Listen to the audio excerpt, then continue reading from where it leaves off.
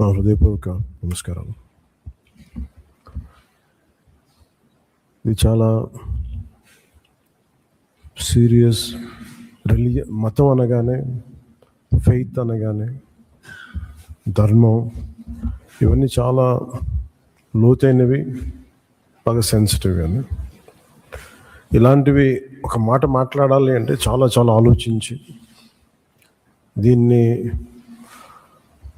ఎలాంటి పర్యవసనాలు ఎదుర్కోవాల్సి వస్తుంది, ఇవన్నీ ఆలోచించే మేము మాట్లాడతాం. ప్రత్యేకించి జనసేన నుంచి గత 2019 నుంచి 2024 వరకు వారి పాలనలో, వైసీపీ పాలనలో చాలా సంఘటనలు జరిగినాయి. రిలీజియస్గా దాన్ని ఒక సెన్సిటివ్ ఇష్యూస్ జరిగినాయి మాట్లాడటానికి.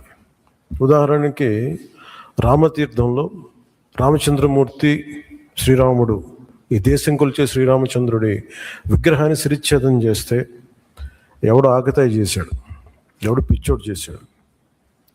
పిఠాపురంలో అశుద్ధంతో విగ్రహాలని చేస్తే ఒక గుడిలో, దాన్ని కూడా ఎవడో పిచ్చోడు చేశాడు.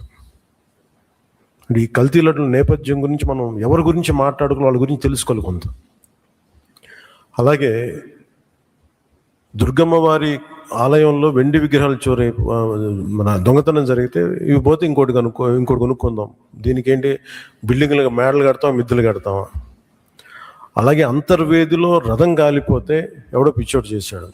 ఇలాంటి సంఘటనలు నెల్లూరు నుంచి మొత్తం రాష్ట్రం నలుమూలల 219 సంఘటనలు ఇలాంటి జరిగినాయి. డెసక్రేషన్ ఆఫ్ టెంపుల్స్, దేవాలయాలు కావచ్చు, దేవాలయ పరిసర ప్రాంతాలు, దేవాలయాలు అపవిత్రం చేయడం. ఎక్కడ కూడా ఒక్కరి నిర్ణయం తీసుకున్న దాఖలాలు ఎక్కడా లేవు.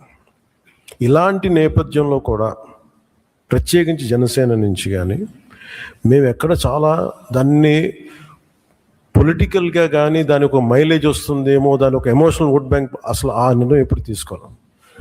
పదే చెప్పాము, కరెక్షన్ చేశాను తప్ప. అంత నిబద్ధత పాటించిన మేము